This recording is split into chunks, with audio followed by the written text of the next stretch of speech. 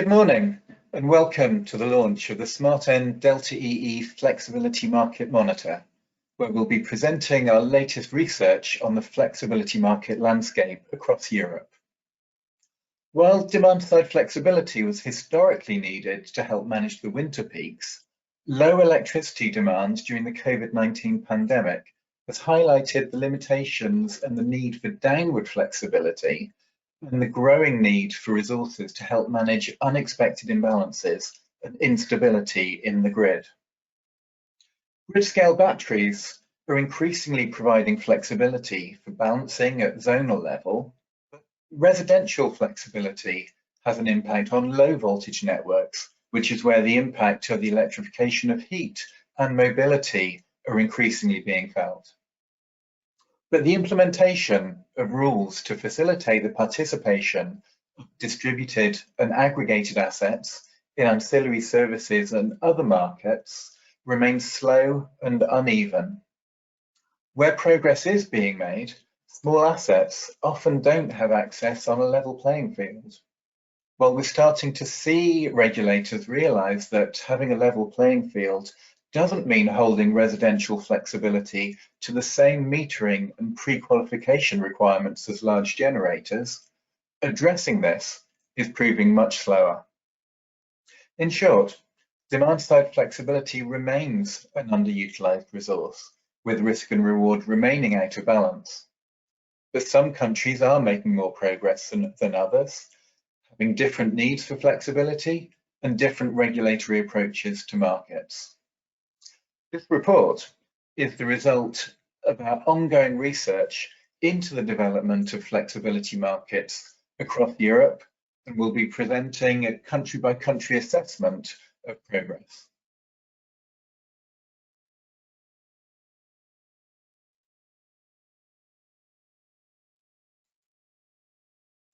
We'll start by giving a brief introduction to today's speakers, who'll be presenting the Market Monitor and some of the key highlights from the report, as well as giving you an update on regulatory developments. If you do have any questions during the presentation, please ask them by typing into the chat function or the question function of GoToWebinar. One of the features of the Delta EE research services is that subscribers have access to our analysts, and we will try to answer as many questions as we can in the time we have today. And so it's with great pleasure that I introduce you, first of all, from SmartN, Andres Pintobello. Hello, everybody. Thank you, John, for this introduction. I'm Andres Pintobello. I'm the head of research and projects at SmartN and Smart Energy Europe. And who is SmartN? We're a business association based in Brussels.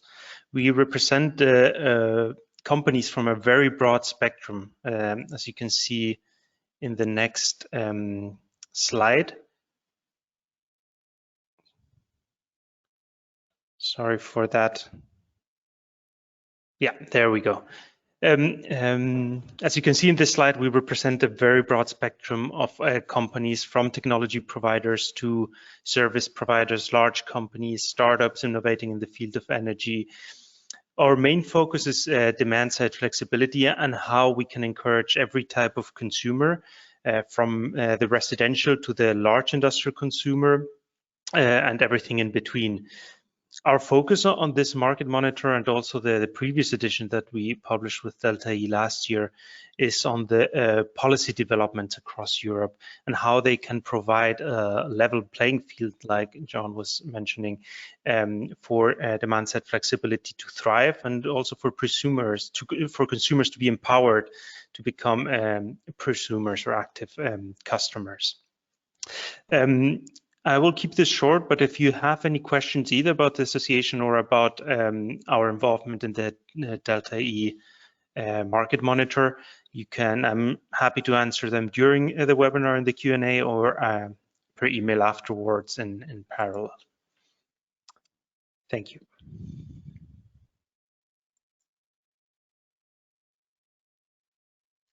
Thank you, Andres. And From Delta EE, we have myself, John Ferris, the head of the Flexibility and Energy Storage Research Service. And presenting the report today will be Lucy Murley, who's a flexibility analyst within the team. Delta EE is a specialist energy research and consulting company. We help our customers navigate the transition from old energy to new energy, from centralized to distributed markets, from carbon intensive to a low carbon world, and from an industry that's focused on commodity sales to a much more service oriented world.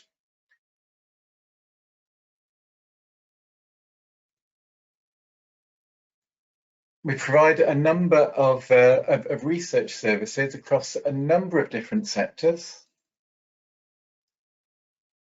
whether it's from the connected home to the electrification of heat, EV charging, and the new business models that are emerging in the energy transition. We provide bespoke consulting services in addition to our research services. And the report that's provided today is provided to all Smarten members and subscribers to the Delta EE storage service with the underlying research and additional country reports.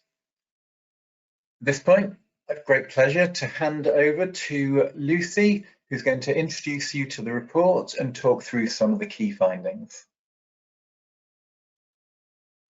Thank you, John, and welcome to everyone on this webinar today. So, to begin, a quick overview of the 2020 EU Market Monitor for demand-side flexibility.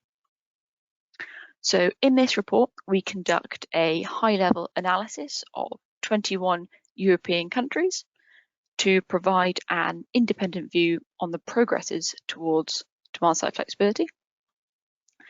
These findings are based on our primary research across each market, with assumptions and estimations based with conversations that we have with industry experts. These findings are there to enable markets and industry players to better benchmark one another against each other and to critically track the progress of demand-side flexibility. The scores that we provide for each country do not indicate the potential opportunity or success, but they rather show a snapshot of what's happening in the market at the moment. I should also say, before I continue, how we define demand-side flexibility.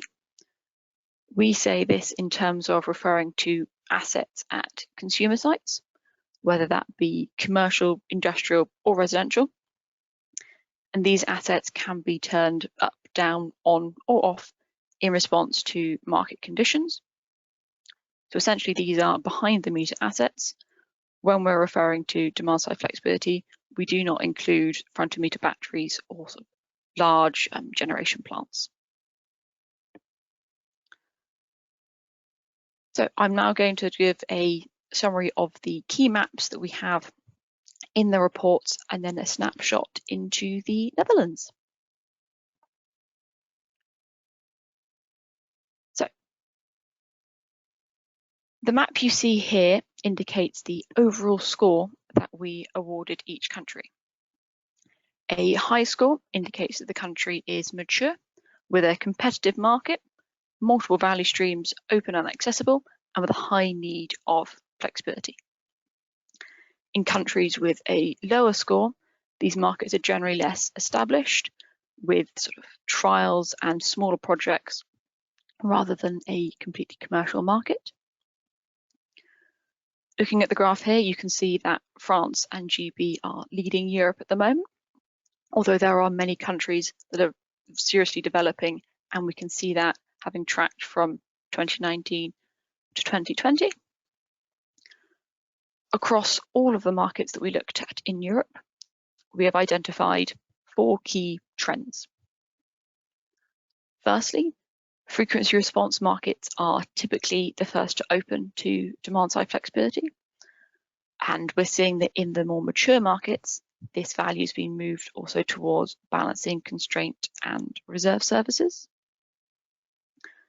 Secondly, in compared to, I should say, 2019, there are more frequency services open to demand-side flexibility, and we're seeing a specific growth in distribution system operators, or DSO, specific offerings, and this is most notable in the GB and Nordic markets.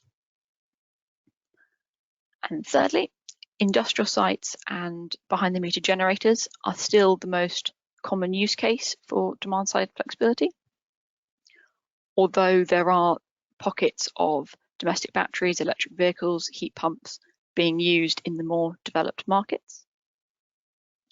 And then finally, aggregators tend to lead this provision of demand-side flexibility, and at the moment they are the dominant actor in the market.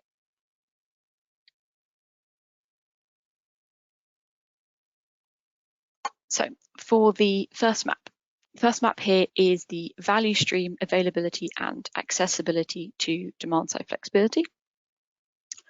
France, GB, Ireland and Belgium are leading in this regard. The most noteworthy difference between 2019 and 2020 in this map is Belgium. In Belgium this year, or I should say, sorry, 2020, they opened their AFRR market, or their secondary reserve, to medium voltage loads. Prior to this, the market was only open to larger 25 megawatt plus assets. So this is a positive step in removing a large entry requirement to smaller assets. Although that said, I should mention that aggregation is still not permitted. So where it's a positive step forward, there are still ways that it could be improved. Another interesting point about Belgium is they are creating a capacity remuneration scheme, which is similar to a capacity market, that will begin delivery in 2025. Where this is a few years away, yes, it's a positive project for demand-side flexibility because it's been developed with the idea of flexibility in mind. It's estimated that about 20% of the capacity will be used for demand-side flexibility, and there will also be flexible deratings for assets, including storage. So it highlights how flexibility has been used to make these value streams and make the value stacks possible, rather than having flexibility and add-on at the end when the system's already in place.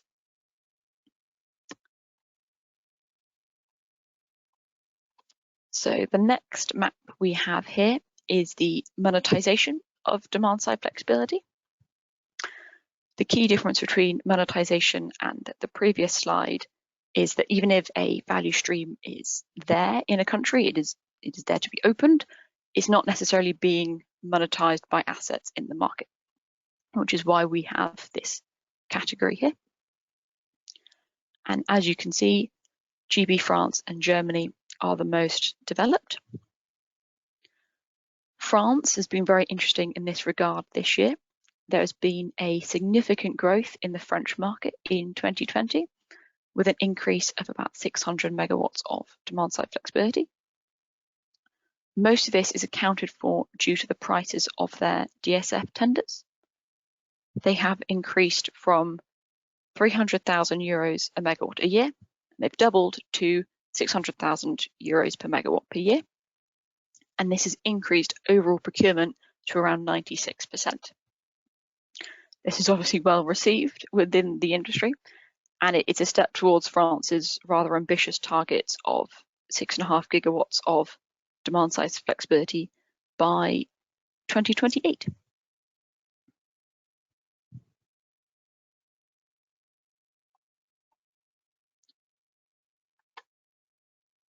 So the third map we have here is the breadth of assets used for demand-side flexibility.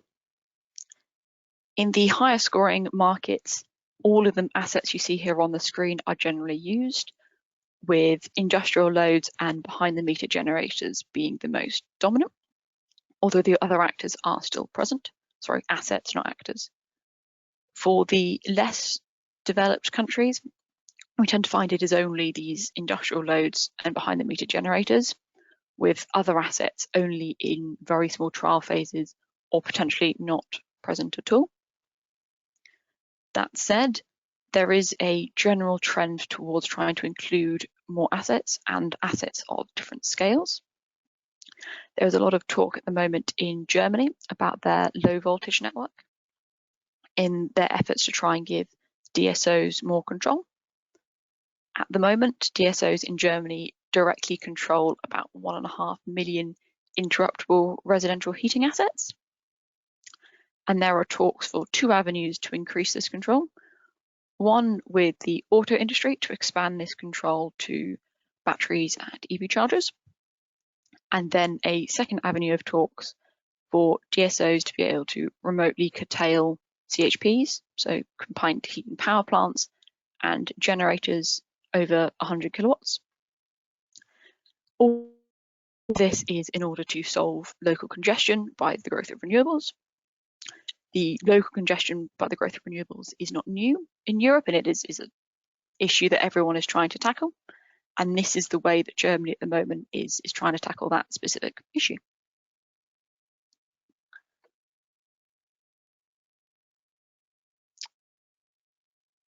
And so the fourth map is the breadth of customer segments.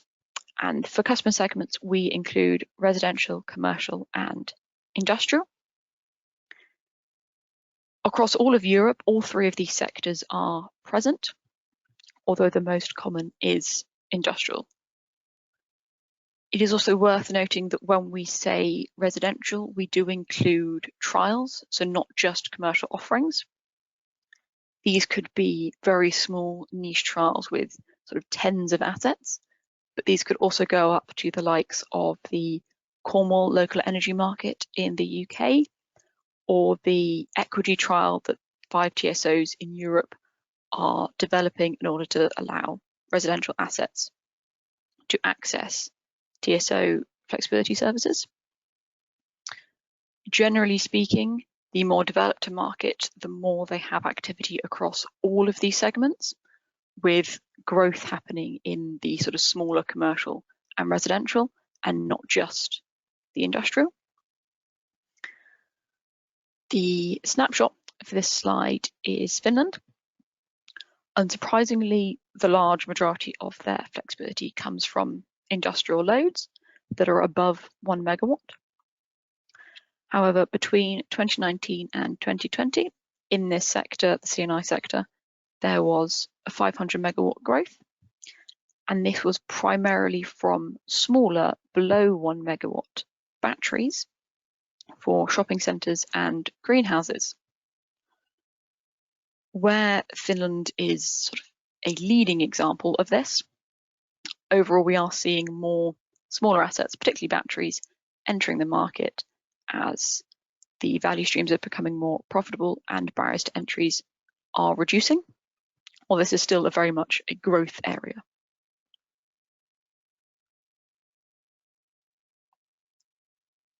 And then the final map we have is the competitive landscape for demand-side flexibility. The GB market is still the most competitive in Europe, with about 45 to 50 players. We are seeing a lot of movement in the GB market at the moment. When the market was developed about 5-10 years ago, independent aggregators were the most common players. Today, there are less independent aggregators, with an increasing number of aggregators being acquired by large utilities or completely changing their business model and their sort of parameters towards software development, software as a service, rather than focusing on dispatch. Recent examples of this could be Upside Energy. They were recently acquired by Octopus Energy, or Reactive Technologies. They're transitioning away from dispatch to fault and frequency control for DSO and TSO networks. This transition from independent aggregators to being acquired or changing focus is very prominent in the GB market, but is a definite trend we're seeing across all of the mature markets in Europe at the moment, and something that is likely to continue as the market becomes more competitive and obviously more profitable as a result of that.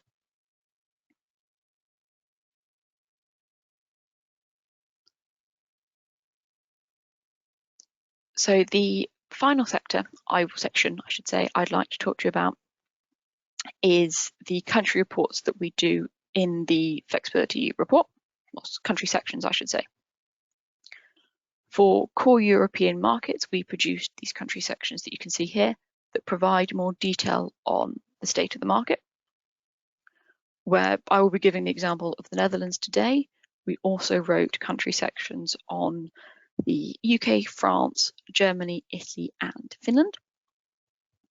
For each section, we determined the size of the market, value streams being monetized by demand-side flexibilities, drivers, barriers, and we also identified key actors in the market. So as you can see here on your screen, the total size of the demand-side flexibility market in the Netherlands stands at about 1.6 gigawatts. For context, the Netherlands has a peak demand of about 18 gigawatts. This 1.6 gigawatts is specifically demand-side flexibility. The total flexibility market of the Netherlands stands at about 5 gigawatts, and this 5 gigawatts includes front-of-meter assets such as batteries, coal plants, gas plants, so all the different flexibility needs that a country might have. Relative to other markets in Europe, the Netherlands has a high proportion of this demand-side flexibility at about 30%, and this is greater than France, GB, and Ireland.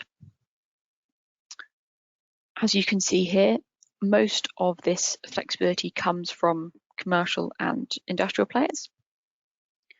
The Netherlands has a large amount of commercial greenhouses and combined heat and power plants, which account for this demand-side flexibility. That said, the residential market at the moment stands about 30 megawatts. This is primarily dominated by hot water tanks being used for frequency services, although we are seeing an increasing amount of smaller domestic battery trials and ways to include DSO management into all types of assets, be that residential or smaller commercial assets. I do hope you found that interesting. As always, any questions, do let me know. But for now, I will pass you back to John. So thank you very much, Lucy. We do have some questions that have come in already. The first question is whether there is any audio. So I do hope you've all been able to listen to that interesting presentation from Lucy. The next question is whether the slides will be available afterwards, and the answer to that is that they will be emailed to all registered participants. We're also recording the webinar, which will be available on the Delta EE YouTube channel. And the final question so far is where you can find a soft copy of the report. And the public report, so the summary will be available on the SmartN website. However, the full report is available to SmartN members and Delta EE Flexibility Service subscribers, which does have, as Lucy mentioned, country reports, not just on the Netherlands, where you saw a summary of the country report today, but also on a number of other of the key markets across Europe. I'll hand over now to Andres to give us a regulatory update, but please do keep your questions coming. Thank you, John, and thank you, Lucy, for that very interesting presentation. So we're going to be talking now about the changes in policy and legislation across Europe, and maybe to put it a bit into context, we can see how or what we did last year in the Market Monitor. So we looked into the guiding principles of the clean energy package and divided it into 5 large thematic blocks composed of different articles that we thought were the most important ones for the development of demand-side flexibility. Those blocks were the opening of electricity markets for distributed energy resources, effective price signals, market access for prosumers and aggregators, data access, and the use of distributed energy resources by system operators. We provided also a timeline for the implementation of all these articles across the European Union. So that previous report, the Market Monitor from last year, is really a good companion to compare the developments that we've seen from this year, what they should have been, and what we can also expect in the coming, or in these coming months, or this year. So as you all know, or if you don't, the Electricity Directive, the articles in them need to be transposed into national law. So there's an additional effort there needed by member states. And with the electricity regulation, it was applicable since the formal adoption of the Clean Energy Package, but some steps need to be taken also nationally to fully implement it. So this year we followed up on that exercise, but wanted to know a bit more how this transposition into national laws is actually going in different European countries and the UK, of course. For that, we analyzed the progress of 10 countries and looked into the progress made in adopting those 25 articles in these thematic blocks, like I said. All with a goal to answer 4 questions that we see as key for the development of demand-side flexibility. You see them listed on screen. Has the market-based procurement of distributed energy resources by system operators been developed with implementation of the Electricity Directive? So behind this question is the challenge that system operators might not always have the right incentives to procure services from demand-side flexibility to avoid congestion and solve other grid issues, and would rather reinforce the grid in a traditional manner.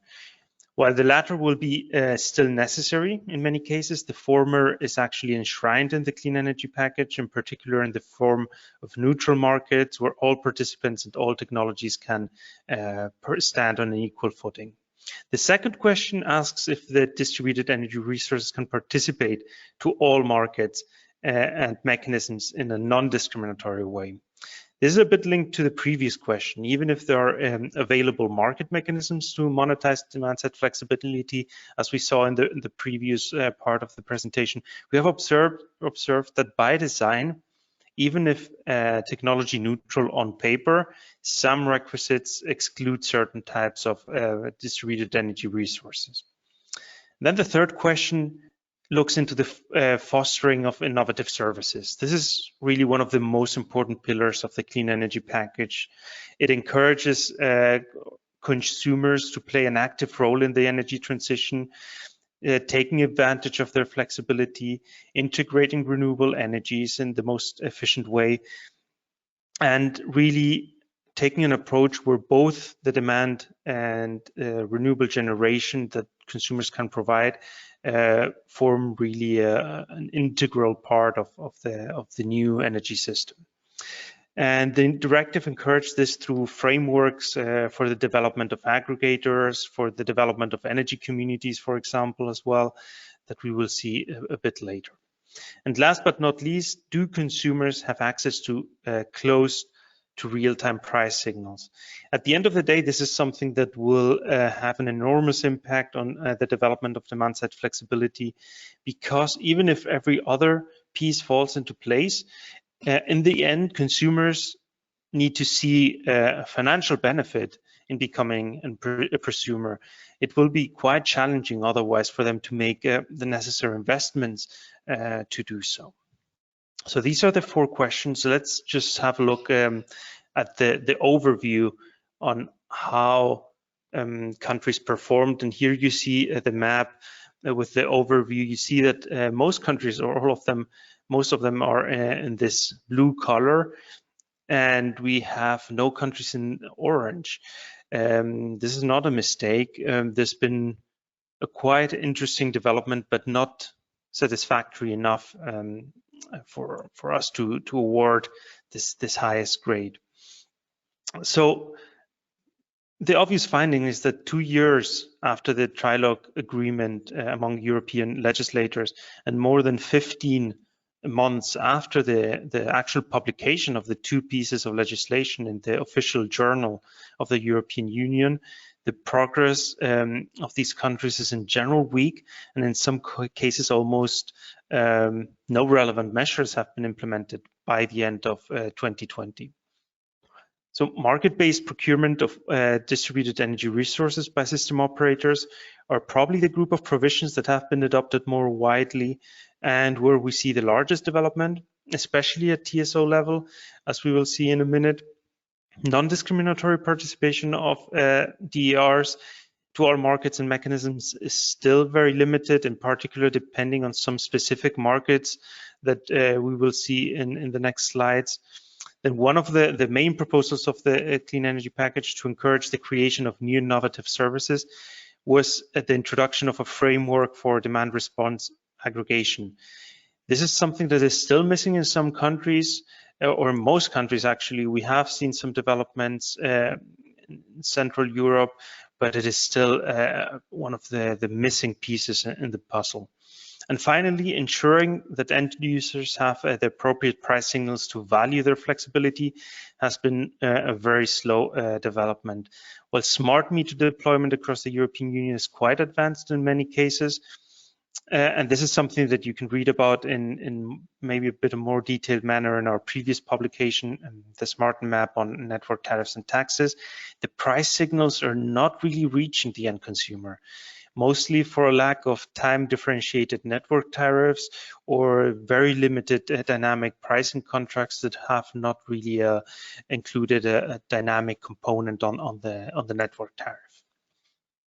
So on the first question that we asked ourselves in this report, there isn't really no clear answer to this question or general answer that we can provide. We have to look into different spheres here. If we talk about the transmission level, we are further advanced than the distribution level. Market-based procurement of demand-side flexibility services is very advanced, in particular for ancillary services like the balancing markets. Lucy mentioned this earlier in the previous section. There are still technical limitations, however, in particular in the product design, but changes is quite advanced, or it is moving. No country has still enshrined in a law the market-based ownership, development, and operation of energy storage facilities, but some countries are making move towards market-based ownership. In particular, here standing out France, Finland, Germany, and the UK. But there is good reason for optimism here. Many countries have explicit mention of the potential of distributed energy resources and demand-side flexibility in the famous 10-year network development plans that they've been developing. So there is hope here for further changes in the coming years. On the DSO level, we maintain limitations that the main limitations are really the remuneration of regulated services and the incentive structures that DSOs still have, which are still based on capital expenditure and on CapEx, which does not really fully encompass the benefits that demand-side flexibility can provide, while we as far as we don't move towards a different or a change in paradigm here on a TOTEX approach, that takes into account also operational expenditures, demand-side flexibility will be at a disadvantage compared to more traditional assets that really fit into this CapEx approach. Now, on the next question, on the participation to the different markets by DSF, this is something that you will also be able to see in the country chapters that Lucy gave you a bit of a sneak peek. The participation can be quite conditioned. Balancing markets are quite good in general, even if the minimum bid sizes are still too high in some cases. We have them at 1 megawatt in many countries, but this is still for some types of assets or smaller distributed energy resources a bit too high and needs to be complemented with other assets. And there are still relevant limitations regarding the technologies that can participate or in the procurement methods. For day-ahead and intraday markets, most countries have adopted non-discriminatory provisions, although again, minimum bid sizes are higher than desired. And the biggest problem is that there's been derogations given out in many countries to avoid moving to the 15-minute blocks that the regulation mentions as an ideal to participate. Only 4 countries so far have made significant changes in the resource adequacy mechanisms after entry into force of the regulation, and they're still not fully compliant with Articles 20 to 22 of this legislation. And they might have even launched mechanisms like we see in Greece that are only open to industrial consumers with their interruptibility schemes. But as a summary, maybe the most satisfactory implementation overall can be seen in France and Finland. But like I said, with significant caveats. This is also, maybe you can see this represented in the maps that Lucy presented earlier. Those are actually the countries that also stand out in the development of demand-side flexibility. Then, on the question of innovative services, that was one of the key pillars of the clean energy package. The most advanced countries on this matter is probably only France, being the only one that has created a really comprehensive framework for aggregators to grant them access to all markets.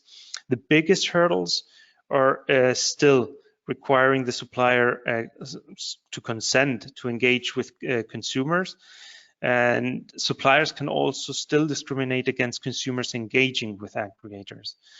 On this matter, prior consent is something that Article 13 of the directive provided a very clear position on, but so far only France has included it in the national legislation, and Germany, but only for balancing markets and the ancillary services. And on discrimination, which is a significant barrier, only France, Italy, and Romania from the countries that we looked into have moved forward on this matter, although other countries are also planning on doing new legislation on this matter in 2021. Another key barrier that we've seen for aggregators to properly value the potential of flexibilities in a specific area or from a specific type of consumer is to have access to a selected type of consumer data, of course, after previous consent of the consumer. Only France, Finland, Germany, and Slovenia have so far adopted changes to allow this, while others either haven't moved towards facilitating data access, or leave it on a voluntary basis for DSOs to adopt, which we have seen is in many times not sufficient to encourage this data sharing. And finally, no country so far is taking into account the system benefits or the efficiency, system efficiency improvements that the use of demand-side flexibility for services can provide. This affects, in particular, well, on one side, on the network development plans of DSOs, but also in particular for aggregators when paying a compensation to the customer's supplier for the activation of their flexibility. This additional benefit that demand-side flexibility provides is still not really valued in the remuneration or the compensation. And then on to the last question that we looked into, the price signals. whether consumers have access to real-time price signals to properly value their flexibility. Here we have a bit of a mixed bag in the countries that we analyzed. Some of them are performing quite well, like France, Finland, and partially the UK, while others like Germany, Romania, Greece, and Ireland are really falling back significantly. Dynamic price contracts or time of use contracts are available in several countries like France, Finland, Italy, Spain, and the UK to various degrees. But to be truly effective, not only the price component in the final electricity bill has to be dynamic, but also the network tariffs that are applicable. Dynamic network tariffs are only available in France, Finland, and the UK so far, and those parts of the bill being so significant in many cases, they pose a real challenge, or they really numb the price signals or the signals that the consumers can get from the grid. And we mentioned smart meters earlier. The development of smart metering devices is quite advanced in many countries. However, in many cases, those are first generation smart meters that don't fully comply with the requirements, and particularly with the measurement requirements that the directive expects from them, with really accurate measurements of actual consumption that are available to consumers. So this is a bit of a summary of the 4 questions that we looked into. Of course, there will be significant changes in 2021, hopefully. And as a summary, you can see that efforts are being done to implement the electricity market design files, but we still need a bit more.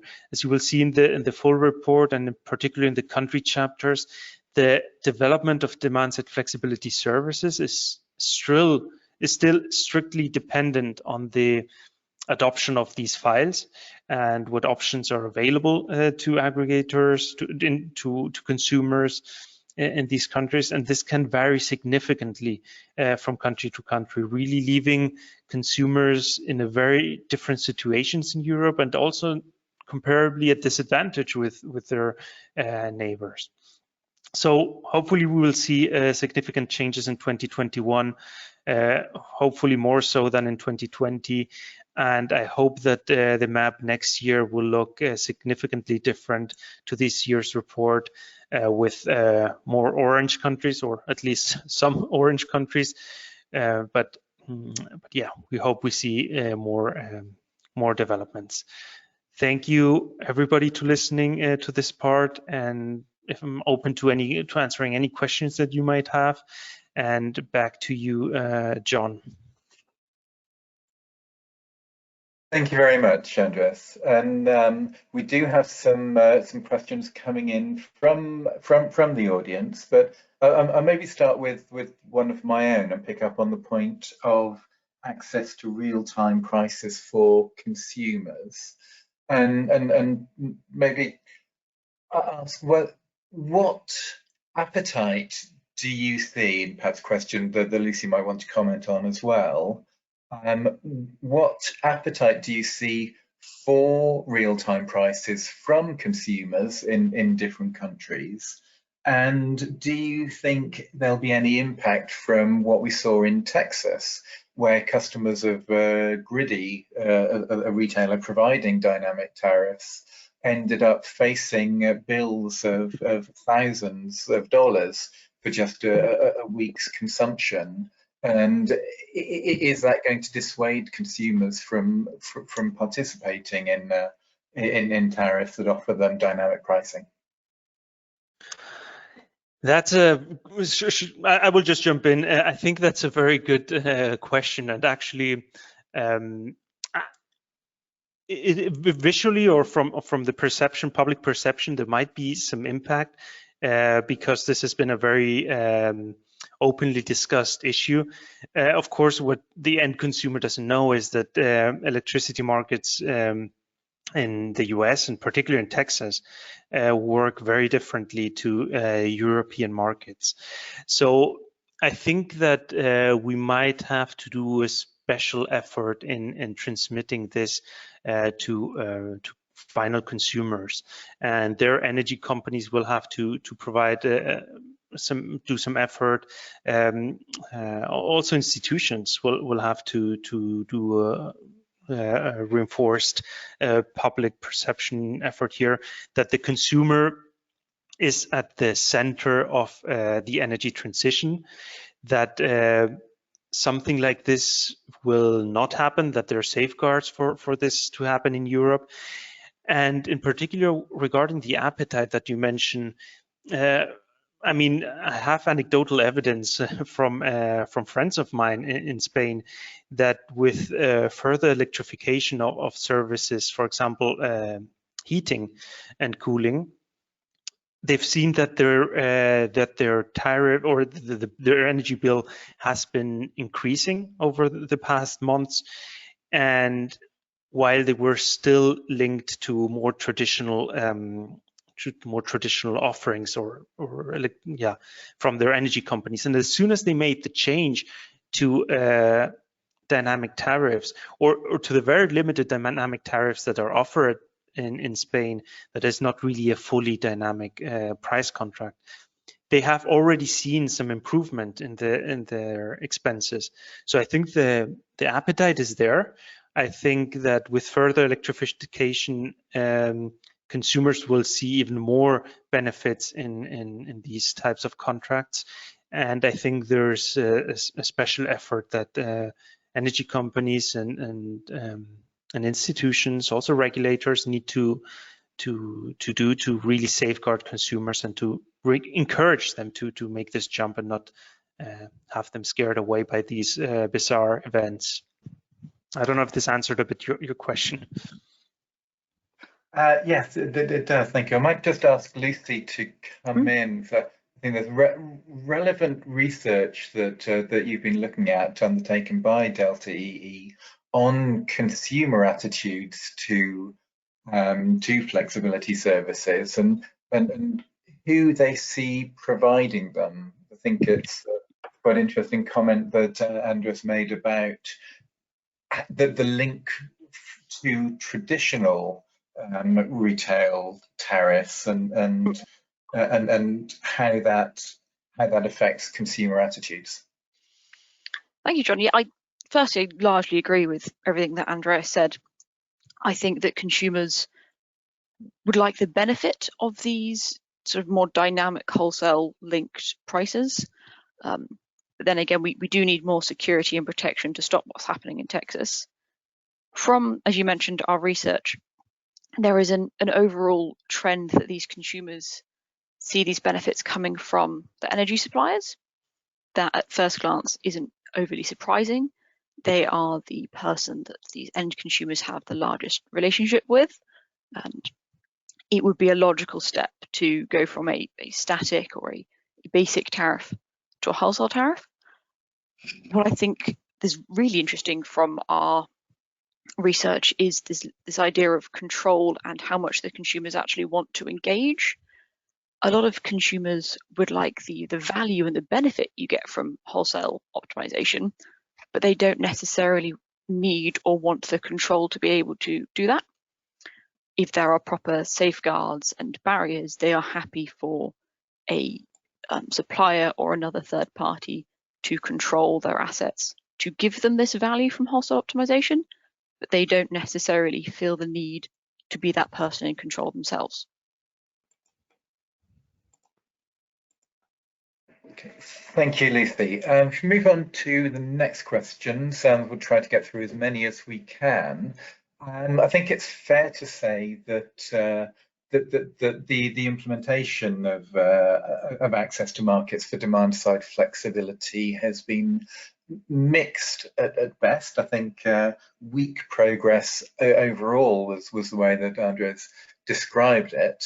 But for countries that have low to very low participation in the demand-side schemes, what are the things that they must do? What are the key things for them to do in order to keep up with the more advanced and mature markets like the UK, France, and the Netherlands? And related to that question, what are the next countries that you expect to see opening up to demand-side flexibility over the next few months? So that's also a very good question. So I think the priorities should be, and not in this particular order, but the priorities should be allowing first to create a framework for demand response to participate into the markets, and that goes through accepting aggregators as independent aggregators as a figure to in legislation to participate to different markets and to offer their services to consumers. And this is really an integral part that we see is still missing in many countries. We have in countries that might be developing on this matter include Spain, Germany in many aspects, Denmark in the future, but Italy has also made some advances on this area. Maybe the second point is to really, after the creation of this framework, is to really open up all the markets to these services, no matter what kind of technology they're providing. At the end of the day, what we want, or what the DSO and the TSO wants, is to safeguard the grid, to ensure reliability. So it doesn't really matter what kind of technology is providing those services, as long as they can provide it. And this is something that is still missing in many countries, where we still have technical requirements for product design that are built on the more traditional assets that used to provide these services to the grid. So really aggregate a framework and move towards accepting all kinds of technologies into all energy markets. And like I said, the countries that are moving up are maybe more interesting. Maybe you're Spain and Italy. They come from a very low position, so they're really advancing quite fast. Spain has implemented a new legislation over the last year that is very interesting, and we will see how it develops in the coming months, opening markets, allowing aggregators, or recognizing aggregators in legislation. So I would keep an eye on those particular countries. Thank you, Andreas. If I may, I will also answer the question. I think there is, from your question, John, about how are these sort of lower ranking countries going to increase, sort of a two-prong approach, a top-down and a bottom-up, really. Top-down is largely what Andreas was saying, that there needs to be regulation to remove these European-wide barriers, be that grid connection, sort of certificates, metering requirements, minimum bid sizes. Is the value stream even legally allowed to operate with demand-side flexibility or aggregation? And from a market participant's perspective, there is limited amounts of ways you can influence that, other than sort of going to your trade body or something. But the other sort of flip side of that is the bottom up, and the sort of customer attitudes, not necessarily just residential though, looking across the whole spectrum. In these markets, there needs to be a good engagement with all the assets that are already in situ that could be used for flexibility, and a way of educating these asset managers or commercial sites that it is relatively easy to participate in demand-side flexibility using an XYZ mechanism, and also critically the value you can get from that. And theoretically, once those two marry in the middle, it becomes a sort of a competitive demand-side flexibility market. In terms of the next countries, I would 100% agree with Andreas in Italy and Spain.